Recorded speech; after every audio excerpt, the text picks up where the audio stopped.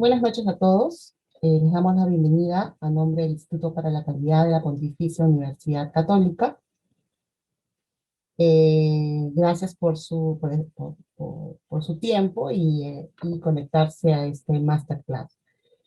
Nuestra organización, el Instituto para la Calidad, es una unidad de la Universidad Católica que se dedica a la formación continua, capacitación in-house y consultoría. Nuestra propuesta permite integrar temas como procesos, calidad, proyectos, desarrollo organizacional y temas afines. Trabajamos con la modalidad presencial. Actualmente también contamos con una propuesta de capacitación online, eh, promoviendo el aprendizaje autónomo y la construcción cooperativa del conocimiento. Contamos con el respaldo también de una certificación de ISO 9001 y la acreditación de IACEP, que asegura la formación por competencias.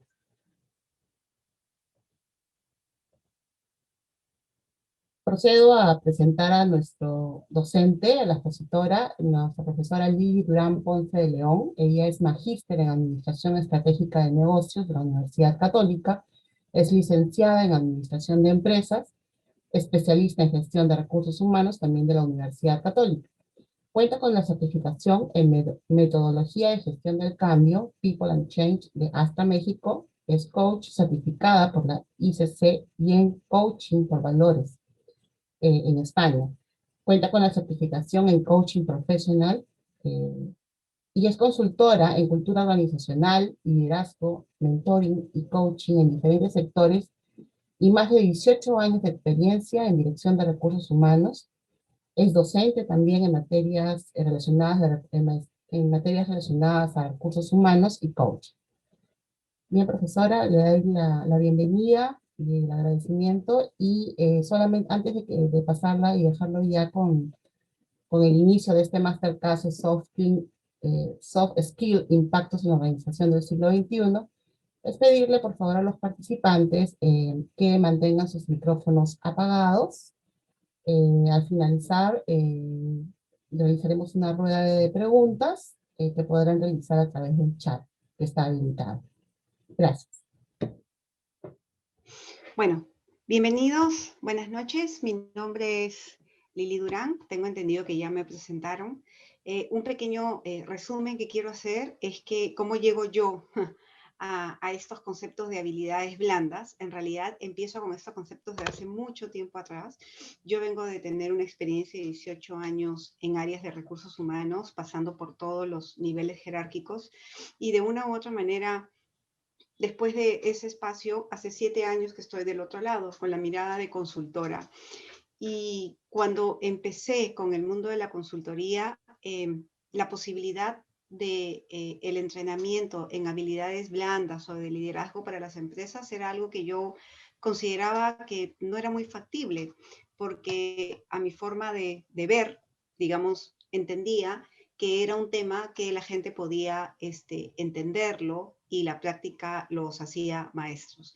Con el tiempo, en estos 7 años de consultoría, aprendí de que cada vez es más importante que las empresas, después de un buen tiempo, incluso antes de la pandemia, han llegado a la conclusión de que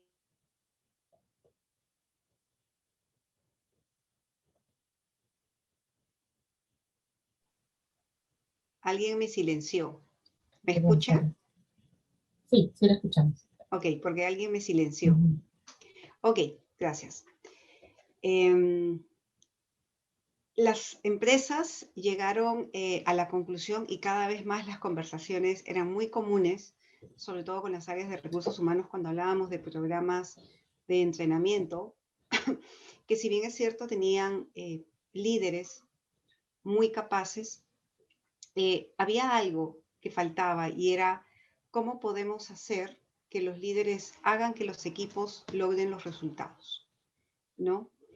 Muchas empresas han iniciado constantemente con las encuestas de clima laboral, pero hay muchas empresas que también han iniciado constantemente con todo el concepto de evaluar el liderazgo, porque de una u otra manera esto siempre ha sido un determinante para la retención y para la atracción del talento, para la formación del talento en la empresa.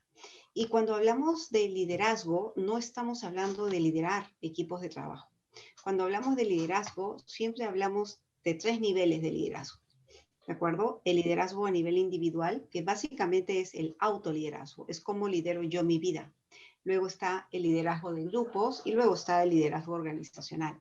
Y hoy vamos a hablar, digamos, de habilidades que nacen del autoliderazgo y que de una u otra manera están replicadas, ¿no? O su alcance nos lleva hacia las interacciones con los demás.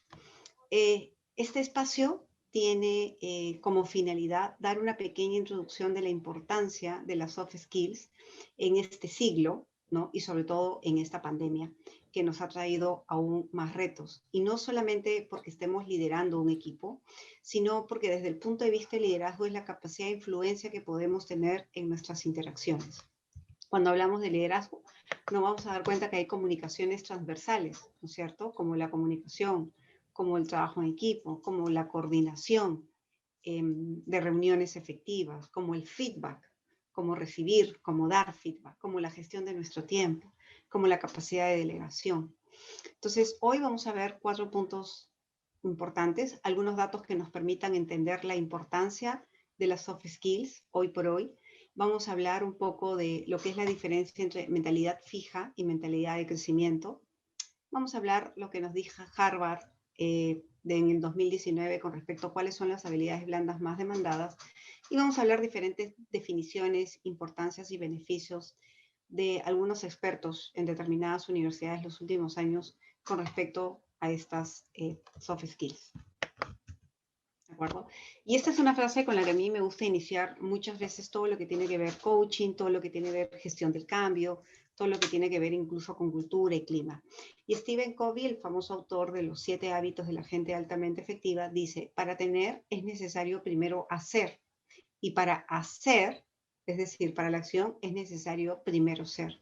Esta frase lo que nos dice es que todo comportamiento, toda decisión que nosotros hagamos, toda acción que llevemos a cabo, tiene detrás de nosotros una creencia de la cual podemos ser conscientes o inconscientes, pero tenemos una creencia. Toda creencia guía, mejor dicho, todo comportamiento es guiado por una creencia, ¿de acuerdo? Y tenemos esta creencia de que cuando actuamos de determinada manera, algo vamos a ganar. Entonces, ¿qué está pasando hoy? ¿No? El futuro como tal ya no existe, ¿verdad? Seth Godin, uno de los famosos, si tienen la oportunidad de asistir al WOBI virtual, se los recomiendo. Él va a estar el 26 y 27 de mayo. Yo estuve el 23 y el 24 de abril con temas de cultura con Adam Grant.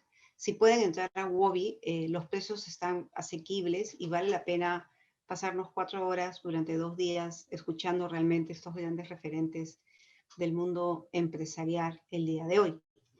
Y él dice que cada vez que le preguntan cómo vamos a enfrentar el futuro, hace mucho tiempo que él dice el futuro ya llegó acá, el futuro ya dejó de ser, ya estamos en el futuro. Veníamos hablando de hay que prepararnos para el cambio, veníamos hablando del cambio VUCA, hasta que de un momento a otro, el 15 de marzo del año pasado, nos tocaron la puerta en la noche y nos dijeron el cambio llegó aquí y ahora.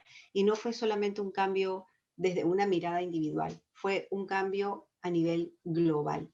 PDA Internacional, es una consultora, hizo un estudio a más de 600 personas en Latinoamérica y América del Norte con respecto, y este estudio lo lanzó a mediados de abril del año pasado. Y de estos 600 ejecutivos mencionaron 3 aspectos importantes. Primero, que el 62% creía que el cambio iba a ser radical una vez que toda esta emergencia sanitaria terminara. Ya tenemos un año y nos damos cuenta de que esto definitivamente sí va a ser radical. El 75% creía y cree que la transformación digital será algo más que evidente y ya hemos visto casos de empresas que definitivamente están acelerando esta transformación digital porque además esta pandemia ha obligado a que los consumidores también tengamos comportamientos orientados más a lo digital. Y más del 70% percibía que su liderazgo no estaba listo para este cambio inmediato, pero sí había visto proactividad en ellos. ¿no? Teletrabajo es algo que es lo que nos invadió a todos nosotros y esta nueva normalidad, como se le ha venido llamando, nos ha obligado a algunas cosas, nos ha obligado a afianzar, a gestionar, a aprender, a desarrollar y aprender de una manera diferente. Es decir, desaprender y aprender. Aquellas cosas que nos funcionaban, hoy probablemente no nos funcionaban. O aquellas cosas que ya nos estaban tocando la puerta como un futuro, las teníamos que actuar de manera inmediata. Y eso nos ha generado que podamos aprender a generar estos espacios colaborativos, ¿no? Las comunicaciones, si bien es cierto, siempre fue considerado y el trabajo en equipo como algo especial, hoy ya le pusimos un nombre diferente y es el trabajo en colaboración, aquel que nos permita realmente generar reuniones que sean efectivas, generar reuniones que nos lleven a la acción, pero al mismo tiempo obligados a tener una gestión emocional presente, un manejo del estrés, porque si bien es cierto el balance de calidad de vida laboral y personal ya estaba siendo presente, hoy era muy urgente. Estos cambios han implicado un cambio de creencias en un liderazgo presencial. Ya hemos tenido que aceptar que ya no podemos controlar como controlábamos, como que el seguimiento presencial ya no podía ser.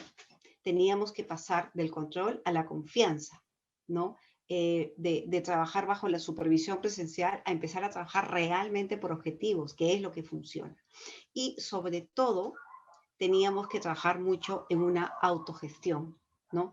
Teníamos que autogestionarnos nosotros mismos. ¿Por qué? Porque teníamos y nos exigían nuevos tiempos de respuesta. Y esto generaba más reuniones, esto generaba seguir dando los mismos o mayores resultados si es que queríamos seguir reactivando las empresas. Entonces había muchos retos.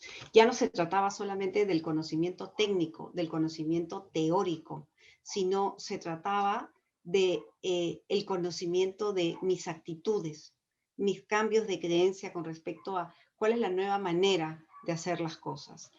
Esto son las respuestas de una encuesta que la que les habla la elaboró para la consultora Career Partners International y utilizamos su base de datos de 600 ejecutivos y preguntamos, por ejemplo, nos enfocamos mucho en preguntas con respecto al trabajo de equipo de remoto. ¿Cuáles eran aquellos cambios y cuáles eran aquellas habilidades o valores que como equipo estaban considerando hoy los ejecutivos en Perú muy necesarios para poder tener estos trabajos, para poder tener resultados mejores como equipos de trabajo en el entorno virtual? Y esta fue alguna de las respuestas, ¿no? El 42% de los equipos mantuvo su ritmo de trabajo. Esta encuesta se tomó en agosto del año pasado, mientras que el 35% sí incrementó su productividad. Pero hubo un 23%, que no es un número para ignorar, que sí definitivamente bajó la producción. Entonces preguntábamos cuáles eran aquellos valores, le llamamos nosotros, que dinamizaban el equipo de trabajo o que se necesitaba poner en práctica cada vez más para poder estar todos en este 42%, digámoslo así, ¿no? En este compromiso. Y mencionaron comunicación, responsabilidad, y esto tiene que ver con accountability, con nosotros mismos, desde el concepto de qué tanto me hago cargo yo y no estoy esperando la supervisión, el liderazgo, que tiene que ver con dirigir y acompañar, y como cuarto y quinto, el compromiso, ¿no? Y esto tiene que ver con la autogestión, porque cómo me comprometo en una etapa de estrés hacia resultados, ¿de acuerdo? Y gestionar la confianza, que nuevamente era lo que les decía, teníamos que pasar del control y la supervisión al acompañamiento y a la generación de confianza. Entonces, si se dan cuenta, acá no estaba el tema de conocimiento de mis labores, ¿no? Estábamos hablando de soft skills, estábamos hablando de competencias blandas para poder seguir siendo equipos productivos. Hasta aquí un primer alcance de lo que ha venido pasando en este último año que hemos estado viviendo en un nuevo entorno. Ahora, hemos hablado de que esto ha implicado para nosotros el desaprender para volver a aprender. Y esto tiene que ver con salir de nuestro status quo. Esto tiene que ver con hacer una introspección y decir, bueno, realmente, ¿qué es aquello que yo necesito hoy desaprender ¿no? ¿Y qué necesito empezar a aprender o afianzar para poder gestionar a mí mismo, gestionar a mi equipo? Y ojo, cuando hablamos de equipo, no estamos hablando del equipo que me reporta, que es el que yo llamo el equipo vertical, sino de este equipo horizontal, este equipo al que tú perteneces, que implican otras áreas, ¿no? Tus pares, tu línea transversal, porque también ese es nuestro primer equipo, porque es ahí donde nosotros hacemos las coordinaciones. Y este aprendizaje y el aprendizaje en realidad en nuestra vida, siempre estamos en cualquiera de estas dos mentalidades. O estamos viviendo en una mentalidad fija o estamos viviendo en una mentalidad de crecimiento. Y es lo que venimos escuchando, mindset, ¿no? Y se ha hablado mucho en estos tiempos del mindset digital. Se ha hablado de la transformación digital, de la cultura para la transformación digital y se ha hablado del mindset digital. Cuando hablamos de mindset, estamos hablando de mentalidad. ¿Cuál es la manera en la que nuestros pensamientos, cuáles son los pensamientos más potentes? Y estos pensamientos más potentes que habitan en nosotros son los que nos pueden empoderar o nos pueden limitar. Por eso es que el cambio de mindset, cuando hablamos de transformación digital, los expertos te dicen transformación digital no es solo eh, la digitalización o la implementación de un ERP, ¿no? La transformación digital es gestionar un cambio. Y cuando gestionamos cualquier cambio, cualquier transformación, no podemos dejar de mirar a las personas, ¿no?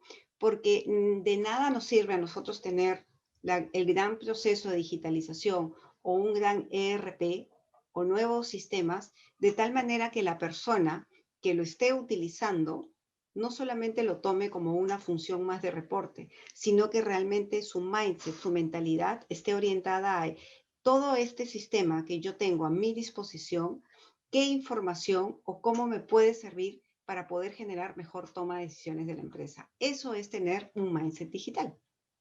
¿De acuerdo? Entonces la transformación digital viene con toda esta transformación de cultura.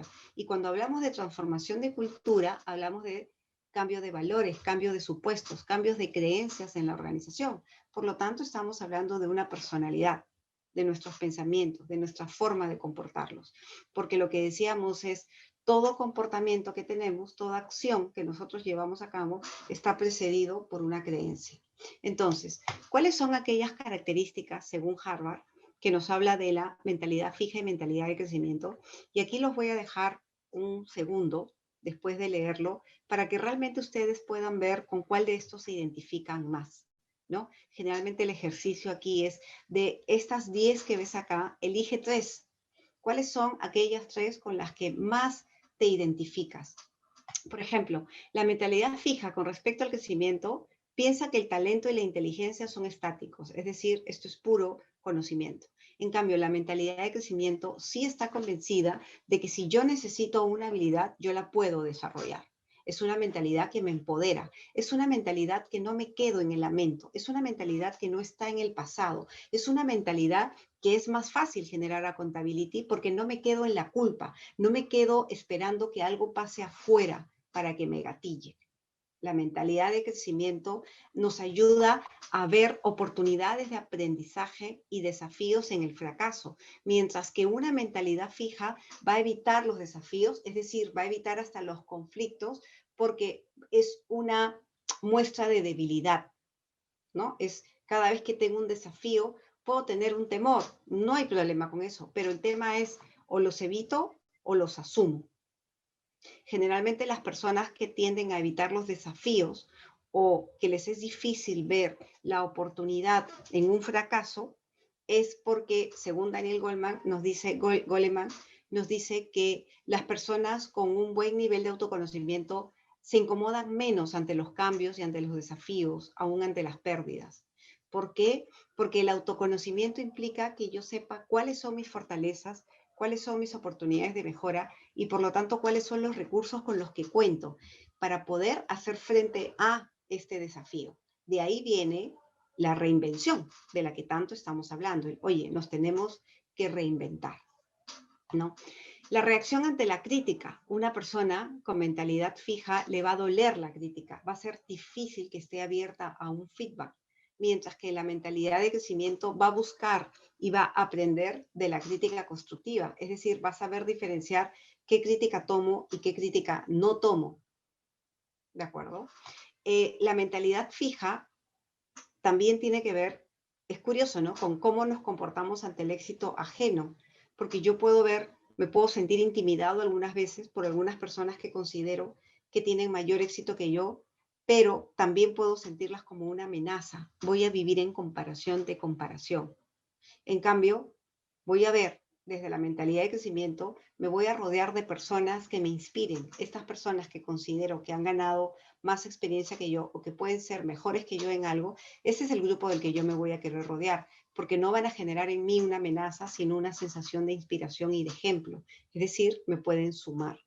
Y por último, con respecto al aprendizaje, la mentalidad fija no va a estar orientado a la curiosidad, se va a quedar en el status quo, va a poner un montón de excusas para el aprendizaje, desde no tengo tiempo, desde para qué lo necesito, desde quién me enseña, nadie me ofrece. En cambio, la mentalidad de crecimiento va a acelerar el aprendizaje, va a generar sus tiempos para aprender y va a encontrar la forma de hacerlo. Aquí lo dejo unos 20 segundos o 30 segundos para que puedan realmente darse cuenta de estas 10, elijan cuáles son las 3 con las que más se identifican. Les voy a dar unos 20 segundos.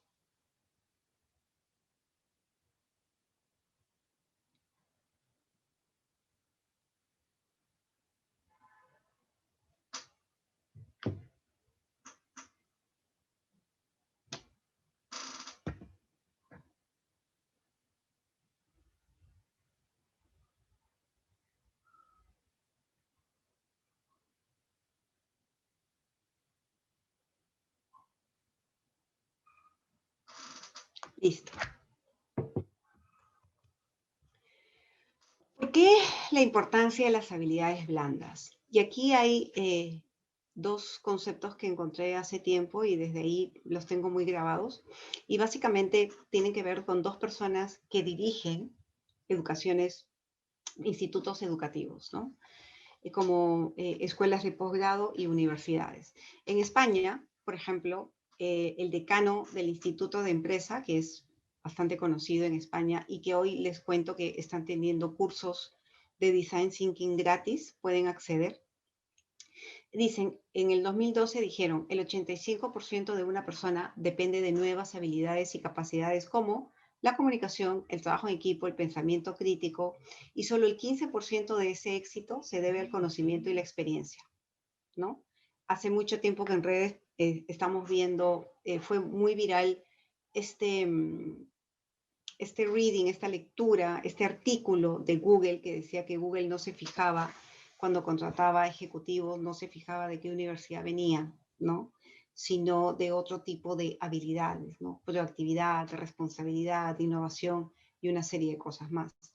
En la IS, en el 2019, hicieron un estudio y dicen, las habilidades se hacen necesarias en la era de la tecnología en la que nos encontramos. Curioso, ¿no? Y aquí estuve en un conversatorio hace bastante tiempo, no como panelista, sino como asistente, y estaba una persona que no recuerdo el nombre, que hablaba de la inteligencia artificial, ¿no? Cómo venía apoderándose, 2017, cómo venía apoderándose y entrando cada vez más.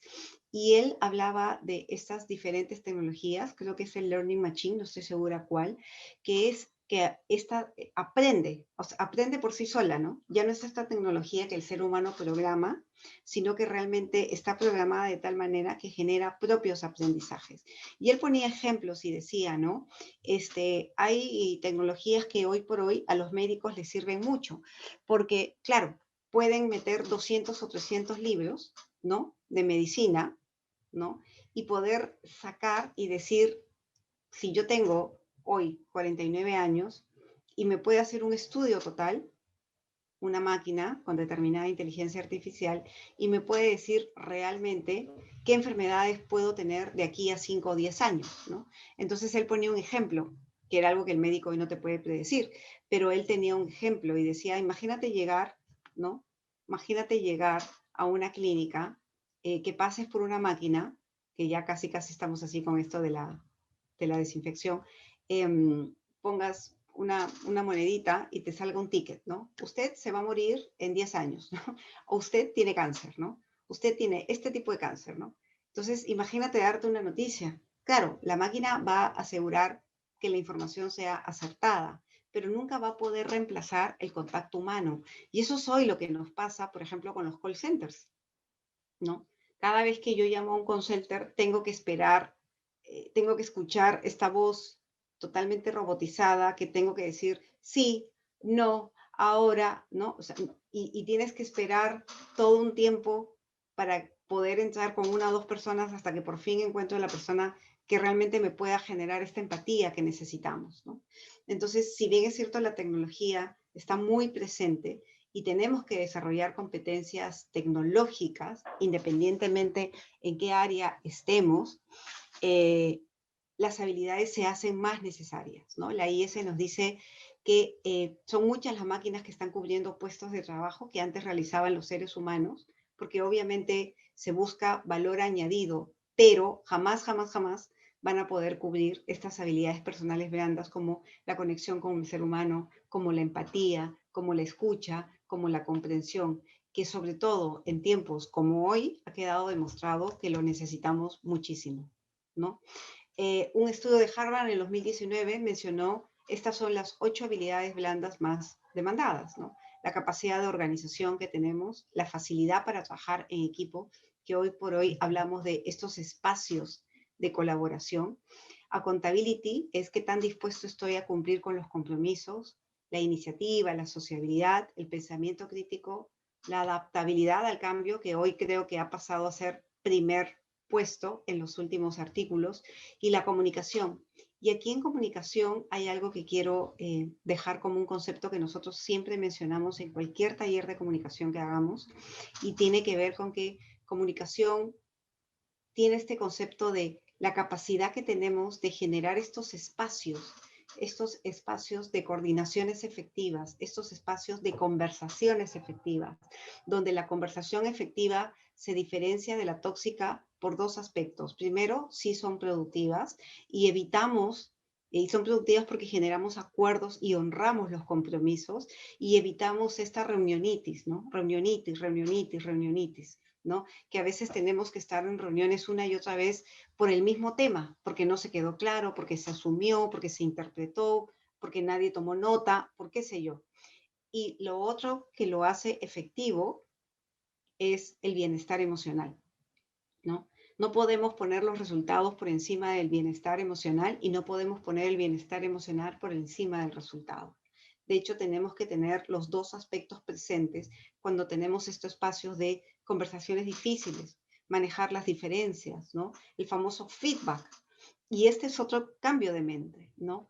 Me acuerdo que en un taller, eh, no recuerdo si esta es la tercera o cuarta versión de este curso, pero en uno de estos cursos nos encontramos con algunas personas que me decían, Lili, pero si voy a dar feedback a todo mi equipo, ¿a qué hora trabajo? Digo, pero es que ahí está la principal creencia. Si tú consideras que el dar feedback no es parte de tu gestión, no es una herramienta de tu liderazgo y no es una herramienta importante para gestionar los cambios que quieres en tu equipo, en tu organización, entonces no es parte de ti. Lo vas a ver como algo que te abruma, no como una herramienta. Y lo que nosotros tenemos que gestionar en nuestra vida es qué herramientas, qué recursos y ver estas habilidades como recursos que nos ayudan a poder hacernos cargo de cualquier desafío que tengamos. Y las conversaciones difíciles y la generación de acuerdos en equipos terminan siendo, aún en nuestra vida personal, terminan siendo los desafíos más grandes que tenemos, sea en cualquier momento que tengamos. No sé si hasta aquí tienen alguna duda, alguna pregunta, alguna intervención que quieran hacer.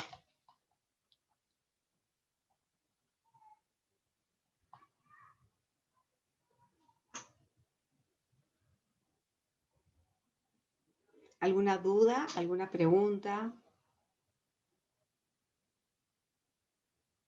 Ok, entonces entiendo que continuemos,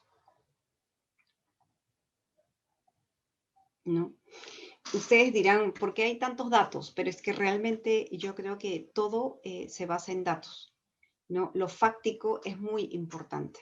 Podemos hablar de experiencia, sí, podemos hablar de lo que creemos, de lo que intuimos, pero los datos es lo que respalda las decisiones que nosotros tomamos, ¿no?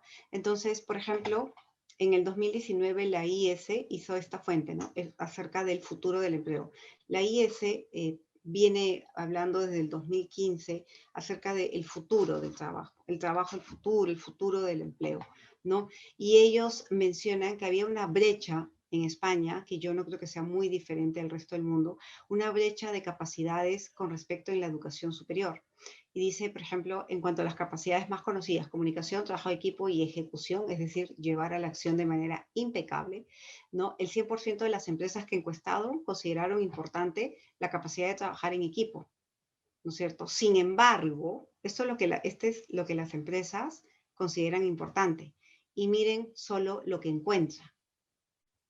O sea, a las empresas en el 2019 les parecía difícil poder encontrar las habilidades que necesitan. Nosotros hemos hecho estudios con algunas empresas que de una u otra manera toman, por ejemplo, practicantes, ¿no? Universitarios. Y nos dicen que si bien es cierto, encuentran algunas habilidades, hay otras de las que también encuentran que carecen.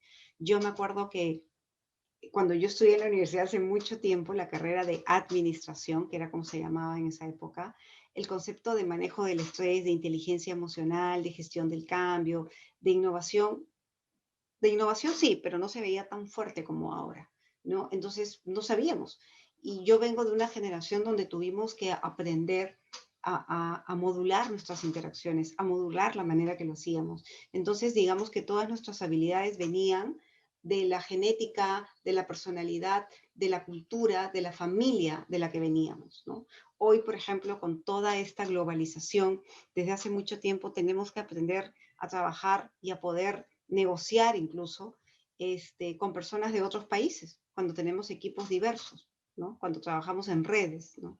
Y ahora de manera virtual, el reto es cómo construyo un espacio colaborativo en el trabajo virtual, cómo hago que el equipo sea más efectivo, cómo hago que mi comunicación sea efectiva, cómo doy feedback, cómo motivo en lo virtual. Entonces, cada vez más estas habilidades terminan siendo estos recursos importantes que sí o sí necesitamos, no importa el sector donde estemos, no importa la edad que tengamos, ¿no? No importa la responsabilidad que tengamos a cargo, definitivamente no somos islas, nos relacionamos y tenemos expectativas de nosotros mismos y hacia los demás. Acá estoy viendo algunas intervenciones. Sí, ¿cómo se miden las habilidades blandas? Es una muy buena pregunta. ¿Cómo creemos que medimos las habilidades blandas?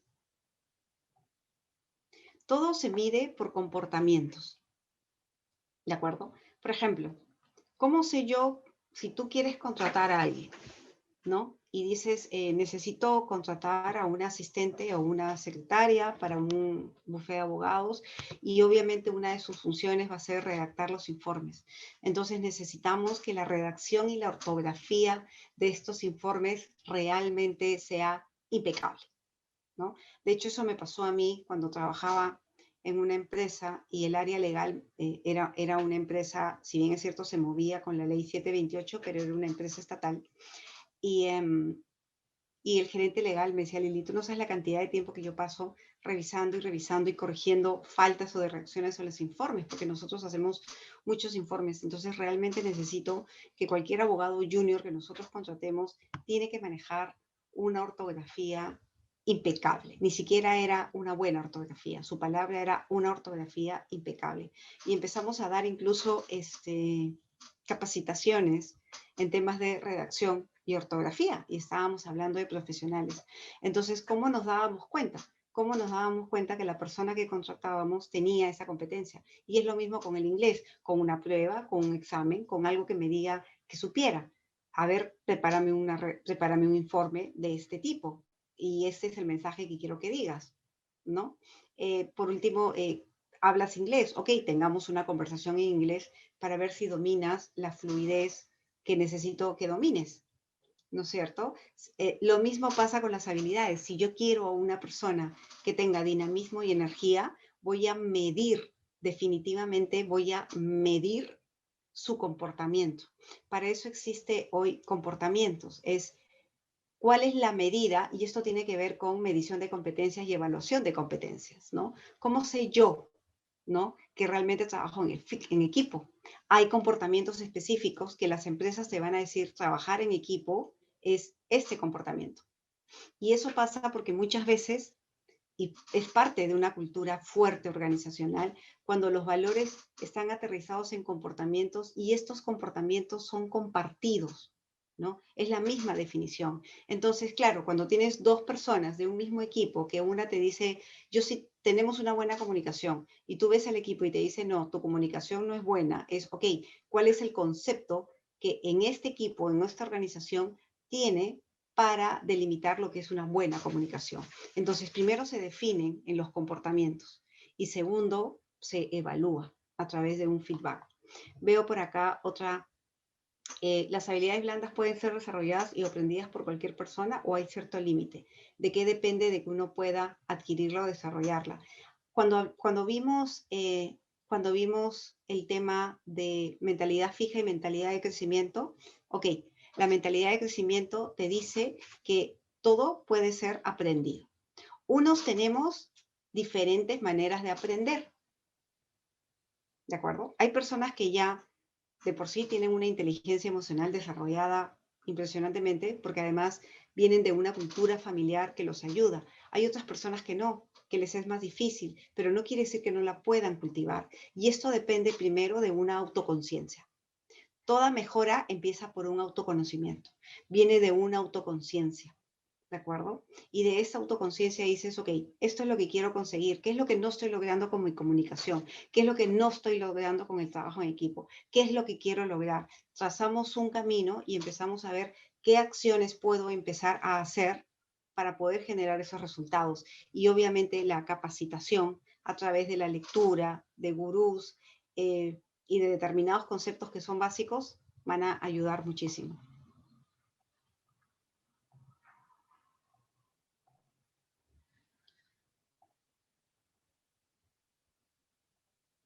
Vamos a continuar, ¿no?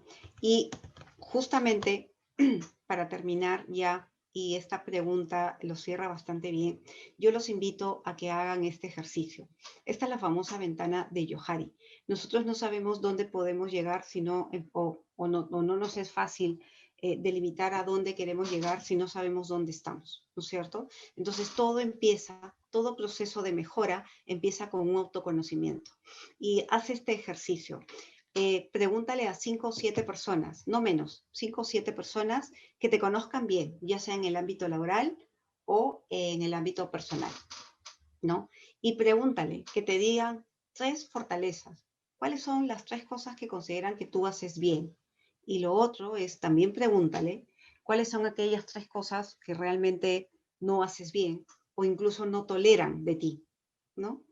Y cuando te den ese feedback, ¿ya? No se vale justificarse o no se vale decir, no, lo que pasa es que, no, lo que pasa es que tú me malentiendes, no, yo no soy así, no. Simplemente hay que escuchar, callados, porque el dar feedback es otra habilidad y el recibir feedback implica mucha humildad y mucha apertura. Y eso es inteligencia emocional, ¿de acuerdo? Una vez que tengamos eso, si algo no nos queda claro, podemos decir, ¿puedes darme un ejemplo para poder entender mejor a qué te refieres? Y te van a dar hechos específicos. Esos son los comportamientos que demuestran si algo te falta o algo tienes, ¿no es cierto? Y una vez que tengas eso, dibuja este cuadro para ti. Esta es la ventana de Johari, una de las herramientas más comunes en temas de autoconocimiento. Y en nuestra personalidad, básicamente hay 4 cuadrantes, ¿no? Lo que es conocido para mí, conocido y desconocido para mí, y lo que es conocido y desconocido para los demás. ¿En base a quién? A mí. Entonces, por ejemplo, lo que yo conozco de mí y que los demás también conocen de mí es el área pública, es el área abierta, ¿no? Es la parte transparente. De repente yo soy renegona y sé que soy muy impaciente y que no tengo paciencia y que me enojo rápido con los cambios a última hora. Y de repente la gente que me rodea dice, sí, efectivamente, Lili, Eres enojona, eres renegona y te enojas rápidamente con cualquier cambio de última hora. Ok, perfecto. No estoy diciendo que sea bueno o que sea malo, pero es el área conocida. Pero también está el área ciega, y es aquí donde la ventana de Johari y el feedback impacta. Porque hay muchas cosas que yo no veo de mí, yo no soy consciente de mí, ¿no? No lo soy, no soy consciente de mí. Es un área desconocido, pero los otros sí lo ven. Y es que aquí no hay un despertar, ¿no? Porque vivimos en control remoto, vivimos en el día a día, no paramos, no respiramos, no nos autoevaluamos, no tenemos estos espacios, ¿no? De aprendizaje propio, ¿no? Entonces, aquí, cuando hagas este ejercicio, anota en esta área lo que te están diciendo y que tú no te habías dado cuenta, o te habías dado cuenta, pero no habías hecho este pare y este espacio para decir, ok, voy a empezar a trabajar en eso, ¿no?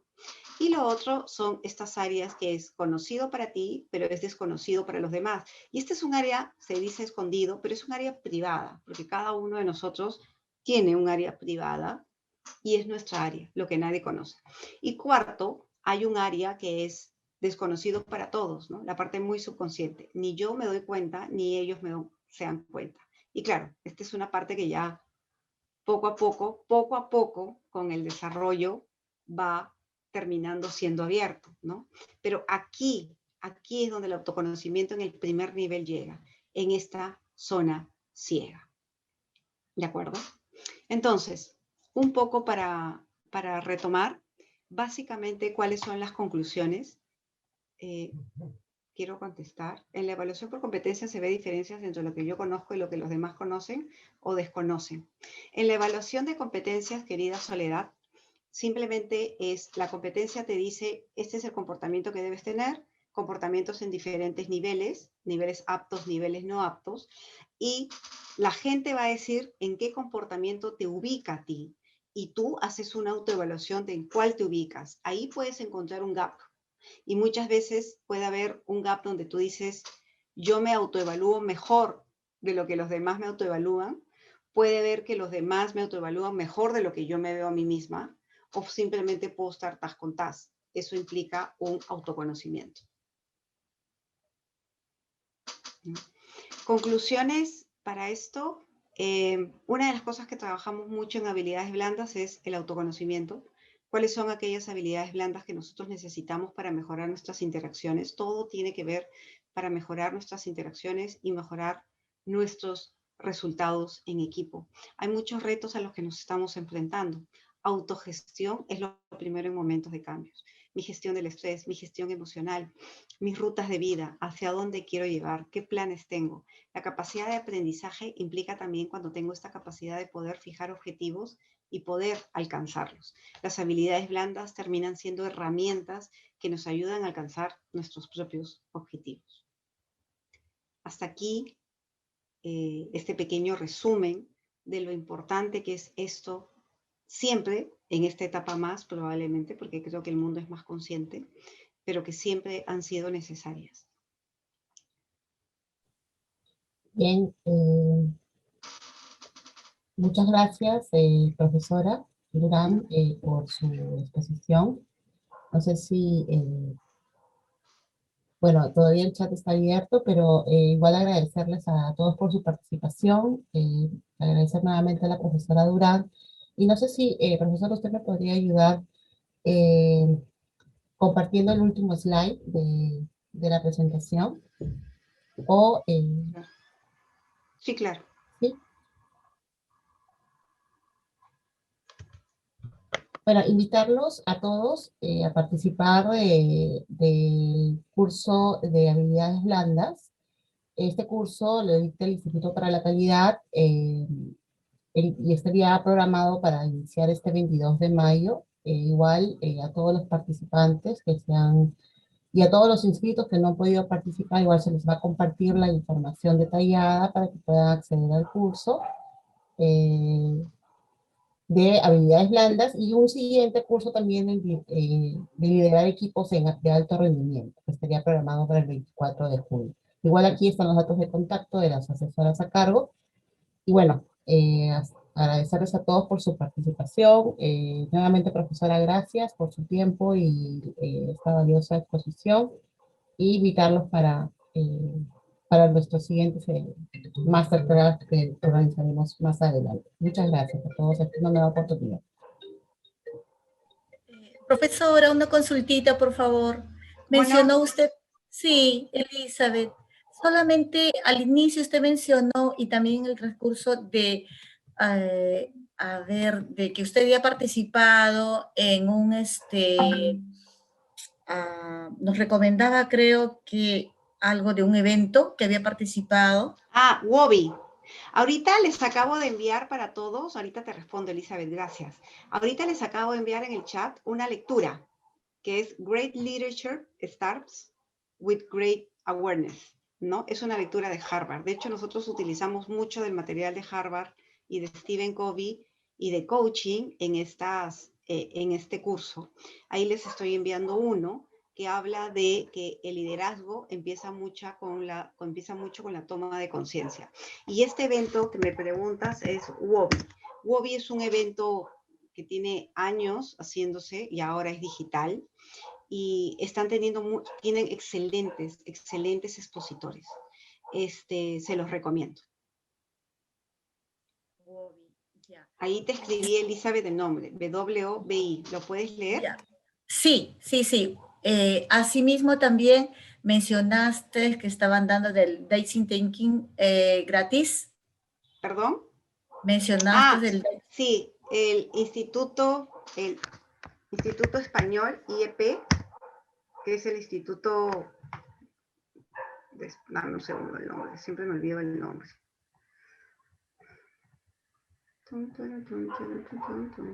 Instituto de Empresa de España. Ellos están, el Instituto de Empresa de España, están enviando un correo, y yo se lo he recomendado a varias personas, de unos cursos virtuales chiquitos gratis de Design Thinking, ¿no? Entonces, Empresa de España. te puede ayudar. Ya, igual lo voy a tratar de ubicar. Gracias. De nada. Bien. Bueno, muchas gracias a todos y será hasta una nueva oportunidad.